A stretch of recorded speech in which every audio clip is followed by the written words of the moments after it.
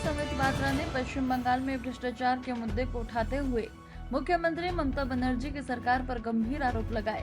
उन्होंने कहा कि ममता बनर्जी का प्रशासन भ्रष्टाचार को संस्थागत रूप दे चुका है और घोटालों की जांच को दबा रहा है। पात्रा ने इंडिया गठबंधन के नेताओं को भी आड़े हाथों लेते हुए उन्हें भ्रष्टाचार, वंशवाद, तुष्टीकरण और जातिवाद को बढ़ावा देने वाला बताया। बंगाल की परिस्थिति, बंगाल का भ्रष्टाचार, बंगाल में दीदी की दादागिरी, यह आज पूरे भारतवर्ष में ही नहीं विश्व में लोग देख रहे हैं। अभी ऑक्सफोर्ड में जाके ममता बनर्जी ने कहा कि मैं टाइग्रेस हूं। कोई टाइग्रेस कभी भ्रष्टाचार में लिप्त नहीं, कोई टाइग्रेस कभी अपने ही बच्चों का भक्षण नहीं करता है। जो वास्तविक लीडर होता है वो कभी पैसा मार करके भ्रष्टाचार के और करप्शन के माध्यम से अपने ही लोगों को नर्क में नहीं भेजता है, उनका जिंदगी, उनके जीवन को नारकीय नहीं बनाता है। मगर बड़े दुख के साथ कहना पड़ रहा है कि ममता बनर्जी एवं उनकी सरकार ने बंगाल में जिस प्रकार से भ्रष्टाचार को अनलीश किया है, भ्रष्टाचार को खुलेआम छोड़ रखा है, आज उसका गाज लाखों लोगों के ऊपर पड़ा है। आप सबने देखा कल सुप्रीम कोर्ट, भारत का सर्वोच्च न्यायालय सुप्रीम कोर्ट ने बंगाल में जो स्कूल भर्ती घोटाला हुआ था, स्कूल भर्ती घोटाला 2016 से 2021 के बीच लगभग 23 से 24 लाख एप्लीकेंट बंगाल के अंदर टीचर और नॉन टीचिंग स्टाफ की पोस्ट्स जो एडवर्टाइजमेंट के माध्यम से निकली थी उसमें उन्होंने अप्लाई किया था। और 2016 से 2021 के बीच लगभग 25,780 से अधिक टीचर और नॉन टीचिंग स्टाफ का रिक्रूटमेंट किया गया था। और उसमें इतने बड़े तादाद में भ्रष्टाचार हुआ था कि इस विषय को लेकर अनेकों लोग कोर्ट में गए थे और उस समय बंगाल में इसे ब्राइब फॉर जॉब स्कैम, पैसा लेकर काम देने वाला scam, bribe for job scam और स्कूल भर्ती घोटाले के नाम से जाना गया। अप्रैल 22, 2024 में कलकत्ता के हाईकोर्ट ने बड़ा स्पष्ट निर्णय दिया। उन्होंने यह निर्णय दिया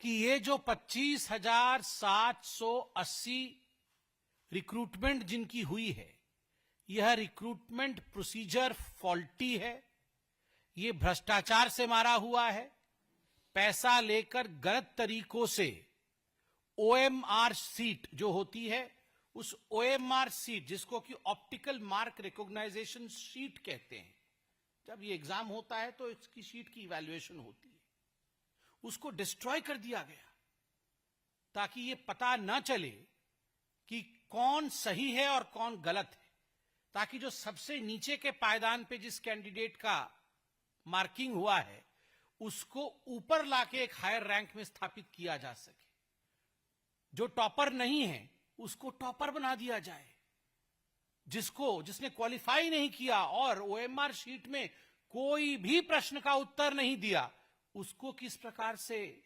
रिक्रूटमेंट दे दिया जाए पैसे के बल पर। तो कलकत्ता हाईकोर्ट ने 22 अप्रैल 2024 में स्पष्टतः कहा कि इसे खारिज किया जाए, दूसरी बार अपॉइंटमेंट प्रोसेस शुरू की जाए और सबसे बड़ी बात सीबीआई की जांच हो, सीबीआई की जांच हो। आप याद करिए उस समय किस प्रकार ममता बनर्जी और उनके जो साथी हैं टीएमसी के सीबीआई के खिलाफ, ईडी के खिलाफ अनर्गल बयानबाजी कर रहे थे। सीबीआई कैसे राज्य में प्रवेश नहीं करे, और ये जो इंडी अलायंस वाले हैं सब भ्रष्टाचारी, ये सारे भ्रष्टाचारी मिलकर हम कर्नाटक में सीबीआई को घुसने नहीं देंगे, हम बंगाल में सीबीआई को घुसने नहीं देंगे, जहां कांग्रेस शासित राज्य या इंडी के गठबंधन के लोग हैं वहां सीबीआई नहीं घुसेगी।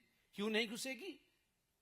क्योंकि वहां हम डाका डालेंगे, हम वहां चोरी करेंगे और हमारी चोरी सीना जोरी के दम पर होगा, कोई हमें पकड़ने की हिम्मत नहीं करेगा।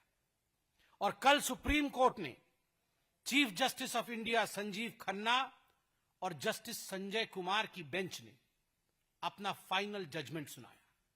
जब हाई कोर्ट ने यह जजमेंट दिया था खारिज करने का, तो 126 एप्लीकेंट गए थे सुप्रीम कोर्ट में अपना एप्लीकेशन दायर करने के लिए, अपील दायर करने के लिए कि हाई कोर्ट के इस जजमेंट को खारिज कर दिया जाए। उसमें से एक एप्लीकेंट वेस्ट बंगाल की सरकार भी थी। सरकार ने कहा नहीं, ये हाईकोर्ट गलत बोल रही है, ये हाईकोर्ट हमारे एजुकेशन सिस्टम को ध्वंस करना चाहती है, तो हाईकोर्ट के इस फरमान को, हाईकोर्ट के इस डिसीजन को खारिज कर दिया जाए। सोचिए, ऐसा बोला था वेस्ट बंगाल की सरकार ने। सुप्रीम कोर्ट ने उस समय स्टे ऑर्डर दिया कि ठीक है, अभी स्टे करिए, हम पूरे तफसील से स्टडी करेंगे। उन्होंने सब पे स्टे ऑर्डर दिया, तफसील से इसमें पूरी स्टडी हुई, और कल सुप्रीम कोर्ट ने 2 जजों की बेंच, जिसमें chief justice of India Sanjeev Khanna और जस्टिस संजय कुमार, दोनों ने अपना जजमेंट सुनाया।